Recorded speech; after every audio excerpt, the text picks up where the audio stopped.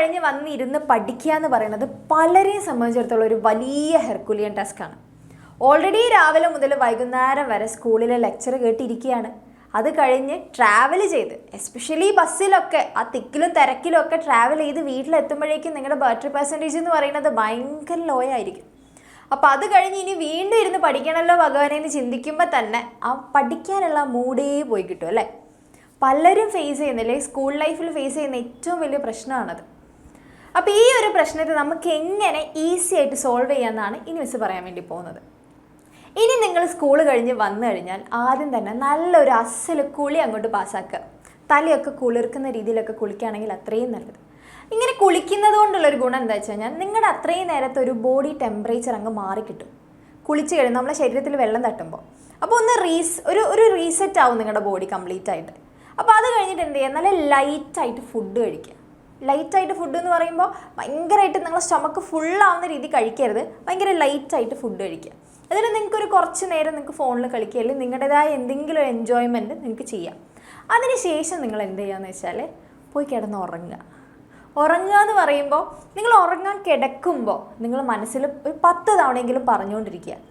Full കോൺസെൻട്രേഷനിൽ പറയാം, ഞാൻ ഇത്ര മണിക്കൂറാണ് ഉറങ്ങാൻ പോകുന്നത്, ഞാൻ ഒരു 1.5 മണിക്കൂർ, അല്ലെങ്കിൽ ഞാനൊരു 1 മണിക്കൂർ, അല്ലെങ്കിൽ ഞാനൊരു 2 മണിക്കൂർ. 2 മണിക്കൂറൊന്നും വേണ്ട, ഒരു മണിക്കൂർ തന്നെ ധാരാളമാണ്.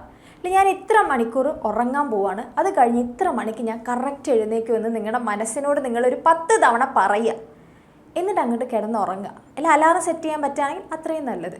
അപ്പം നിങ്ങൾ ഇങ്ങനെ തന്നെ പറഞ്ഞ് കിടന്നാൽ തന്നെ നിങ്ങൾ ഓട്ടോമാറ്റിക്കലി എണീക്കും. നമ്മുടെ ബയോളജിക്കൽ ഒരു ക്ലോക്ക് ഉണ്ടല്ലോ സംഭവം, അത് നിങ്ങൾ എണീപ്പിക്കുന്നതാണ് അങ്ങനെയാണ്. അതാ പറയാന്നല്ല, അതാണൊരു സയൻറ്റിഫിക്കലി പ്രൂൺ ആയിട്ടുള്ള കാര്യമാണത്.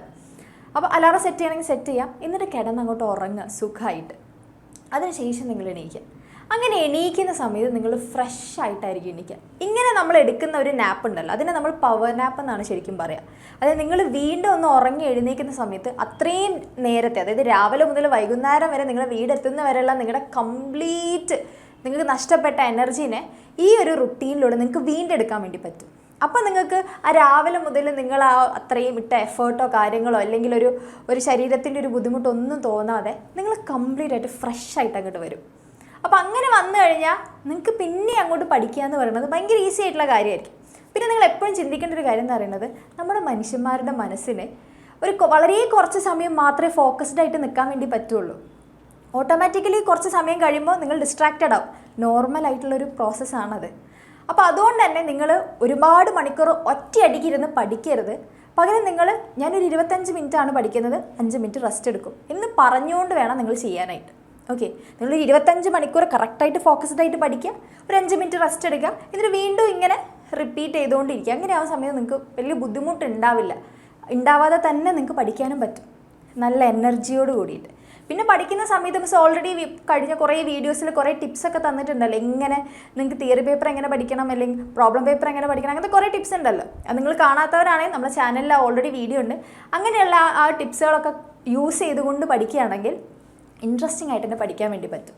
അപ്പോൾ ഒരു സ്കൂൾ കഴിഞ്ഞുള്ള പഠനം എന്ന് പറയുന്നത് നിങ്ങൾക്കൊരു ഒട്ടും ബുദ്ധിമുട്ടില്ലാതെ നല്ല കലക്കനായിട്ട് നിങ്ങൾക്ക് പഠിക്കാൻ വേണ്ടി പറ്റും. ഓക്കെ, അപ്പോൾ ഇതുപോലുള്ള വീഡിയോസായിട്ട് മിസ് ഇനി വീണ്ടും വരുന്നതായിരിക്കും കേട്ടോ. അപ്പം നമുക്ക് വേറൊരു വീഡിയോയിൽ വീണ്ടും കാണാം.